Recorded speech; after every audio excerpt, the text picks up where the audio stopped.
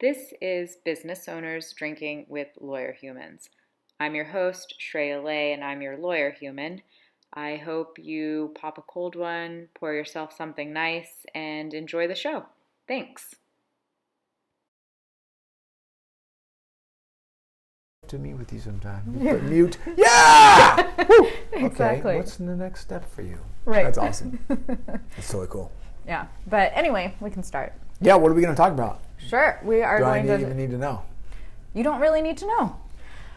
All right, we are sitting here at WeWork in Seattle. I'm finally back in Seattle. I'm dressed appropriately for the Seattle culture here. Yeah, very grunge. I even have my Docs on from the 9th grade. You're bringing it. Yeah.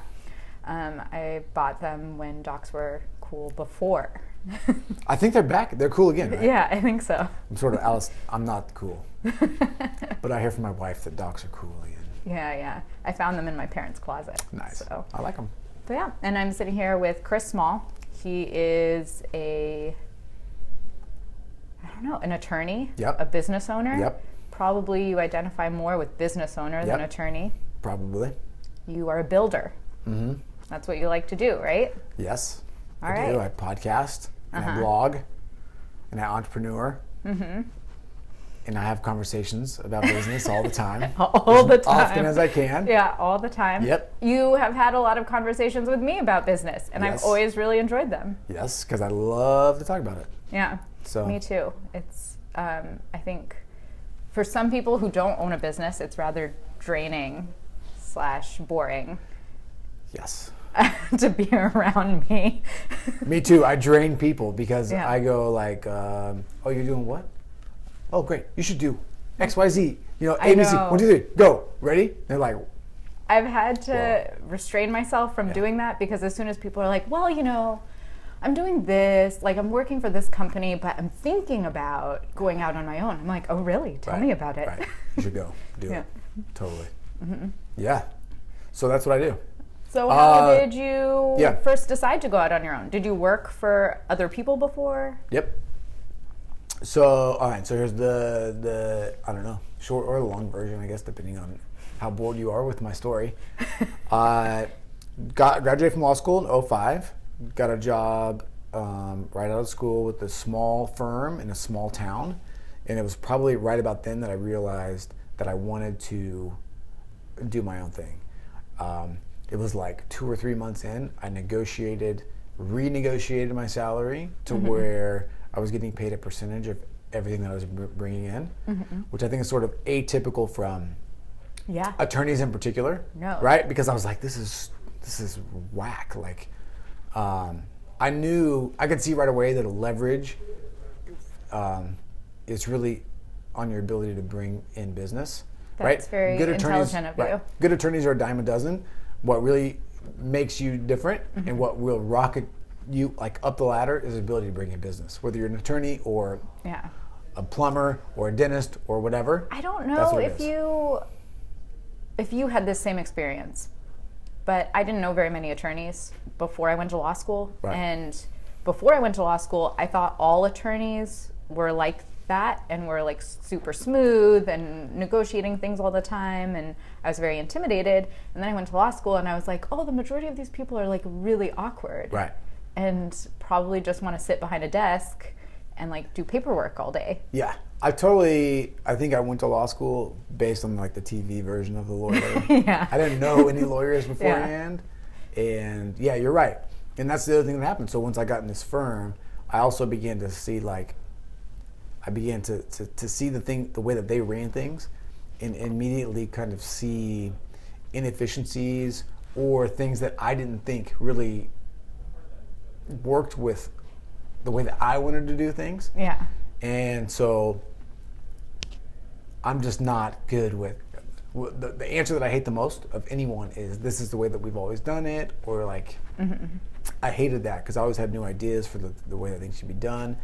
And so that was kind of where the seed was planted to start my own firm, but I didn't actually start it for like another maybe 5 years after that. Went to a small insurance defense firm where, again, I sort of saw the same things. Had way less ability to do my own thing. Yeah. And then I went and worked for the Kansas Department of Transportation, where I actually had a lot of autonomy, but there's no biz dev there, right? They just give you the work, it's fine. But I actually had enough free time to sort of start working on my own stuff on the side, which was non-attorney stuff. That's where I got my internet marketing chops. I started to get into sort of like passive income and how do you, and internet marketing, totally away from the lawyer side of things. So that's where I sort of learned how to do all that crazy internet stuff. Would you ever only do the internet marketing? Like get away from the law completely? As I toss my mic. Throw it away. Get out. No. Probably no. I don't think so, because I do some stuff on a sort of, I like to talk about the business of law and how to start and build a law firm, but I'd like sort of being in the weeds and be able to talk about my experience as sort of a juxtaposition to each other, right? Yeah. Arjan, you know Arjan. If you don't know Arjan, don't worry about it. He's a guy. That's how we met. He would always tell me, because we would have conversations, and he would always say, look, you should just get out of this law business and just go all the way for the sort of the coaching, marketing, like the coach. how to start a law firm side of things. And I just can't do it because I really like to use my law firm as sort of a guinea pig or test case like an experiment to do these other things. Yeah. I also do like the helping people side of things. I'm not like a huge fan of like the actual like making the sausage, right? Writing the will kind of thing. I'm not a huge fan of that, but there are things that you don't like about any job that you have to do. So sort of I put up with that stuff to do the other stuff. Yeah, no, that makes sense. And I think that was how, so Colin knew about you before we met because of that. And because he felt like your content was very relatable because of the fact that it's like, hey, I did this and it worked, and then I did this other thing and it didn't work at all. And so so I make a little cash on the coaching side now, but it all started just sort of out of a true like sort of like passion project. Because I was looking for resources on how to start a law firm, and I thought that everything that was out there was like old, outdated. It was totally like get some business cards and a postage meter, right? And and can we cuss? Sure. Yeah. And shit like that. And I was like, no, like it's like this is dumb, because I'd already been in the internet marketing stuff. I cuss. Colin disapproves of that, but I do it anyway on my blog. Good. So all right, good. I'll keep it sort of like PG-13. I won't go like crazy cussing right at you. May drop something here and there. But there were no resources out there, so I thought it would be awesome to start a blog about how to start a law firm. It'd also be fun to sort of document my journey, so that I could look back, or like my kids could look back someday, or like anybody could look back and just say like, because what you always see is really when you talk to people, you really catch them typically after they've already gotten over the hump. And when you look back, everything seems super easy, right? And it's never super easy, right? And you sort of gloss over the pain points, right? Like we're about to have another baby, right? What we always forget about is how tough like the first 3 months is. Because when you look back, you sort of romanticize it. You know, it's like, it only felt like 2 weeks, but really it's like 3 months, 4 months, where you're just like, is this gonna work? Where you're like, I just want 4 consecutive hours of sleep, right? But you don't really remember that. You forget about that afterwards. You know?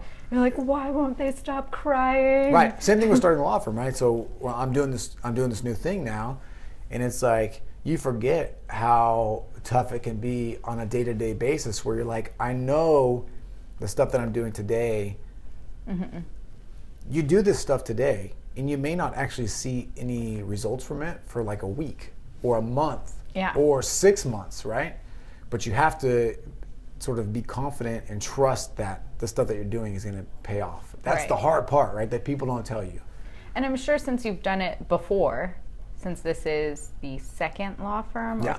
It's the that- second, I mean, technically Yeah. it's the second like startup law firm Yeah. that I've done. Yeah. So since you've done it before, you at least have, I feel like, a little more confidence that I did this before, it worked. I'm Yes. doing the same things again, it's going to work. I do know that it will work, but I also still, I just did a podcast on this yesterday, talking about what I call sort of like the roller coaster ride. Yeah.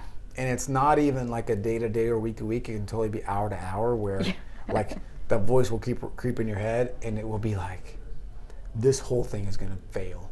Yeah. Like no one is going to call you, you know, like it's all going to crumble. And it's not really based on anything in reality. It's sort of just your brain just talking to you, and you have to be able to say like, shut your face. Yeah. You know, shut the face and just like get out. Yeah. Do you do anything in your daily practice routines to help either inspire you to keep going, or do you have like pump up music or No, I don't. No, I don't. What I have is, I have this thing called a greatness tracker that I've sort of implemented lately that I use, which is sort of a system for networking. Okay. That's been really cool. I have just my weekly content creation goals. But really it's just like, look, you need to just do these things and the results will come, right? It sort of, I can rely on my past experience to know that it's going to work. Yeah. But it really is just like, stop, get off of Facebook for a minute or Yeah. whatever. Is your distraction, your vice. Right. And it's easy, and it's super easy for me to be distracted at this point too, because I'm also trying to really catch up from an expertise level. Yeah. So it's super easy for me to dive into like these desk reference books that I have. Yeah. And sort of like really go like deep on some estate planning stuff and forget about the other side. Yeah. Right. So it's like I can it's see crazy. that. I don't have any pump up music or anything. But there definitely No Eye of the Tiger. I don't know, nothing that I like fall back on. Yeah. But there definitely is an internal dialogue that goes on that just says like, look, you can do this, you know, it's sort Yeah. of like, you know, but, well, that's not true. So I listen to all these other podcasts, right? I listen to, you know, like I listen to Gary Vaynerchuk all the Okay. time, Yeah. right? Because he sort of like lives what he speaks. Okay. So just to be able to see, like, you just need to go. Like, you just have to do it, right? Yeah. Stop talking about it.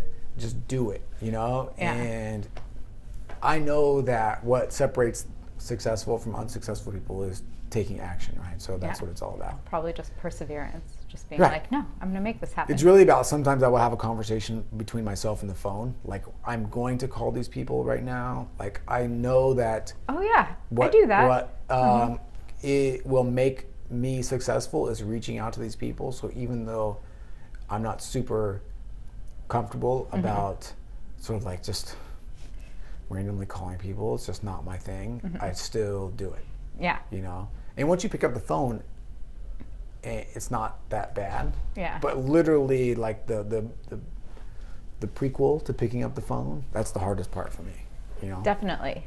It's just, I like to set like a calendar block, Right. you know, set aside time. Totally. Then I'm definitely going to call these people at this time. Right. Because otherwise, and even with that, sometimes I'm like, I don't want to. Yeah, totally. But Because I'm like, so I'll tell you, so I'll give you all some actionable content, right? I'll tell you about my greatness tracker. So the greatness tracker is this thing that I stole from my buddy. His name is Keen. He's a mortgage broker. He's crushing it, and basically what he does is fill this greatness tracker up, and he makes a lot of money. And what it is a built-in sort of like networking system. Okay. And it has a certain amount of requirements every week. So every week you want to do 15 face-to-face meetings. You want to do 5 break breads, which would be like, this would qualify, like drinking, eating, basically sharing something with people, right? Because you sort of like, even if this wasn't recorded, right? It breaks down barriers. Right. Yeah. Right. It's more intimate. You get to have like, you just have a deeper conversation typically. So you want to have 5 of those, and then you want to do 60 phone calls. Okay. 60 great phone calls, which means referral sources, past clients, current clients, your database. But basically what makes it a great call is that you have to end it with some sort of call to action. Like there needs to be some next step. It can't just really, it's not supposed to be like, hey, how you doing? Okay. Like, it's not supposed to be like that. It's sort of supposed to be like a next level. Like, we call it for us, we call it one touch or two touch people. So either the people who are in touch with your potential clients or your potential clients. Right. So you want to do 60 of those a week, which is really difficult. Yeah. For me, I have not ever gotten to 60. 10 thank you cards. What are some things you do for fun besides build businesses? That's it. That's all I do. It. I know these days, before I felt like I had an answer for that. Yeah. And then once I started a business, I'm like, I have fun. I make babies. Apparently. And I play golf. That's about it. No, so I have a 3.5-year-old and a 2-year-old, and I'm about to have another kid in about 2 weeks. Do you know boy or girl? Nope, we don't know. We didn't find out yet, so it's going to be a surprise. So a lot of my time really is spent there.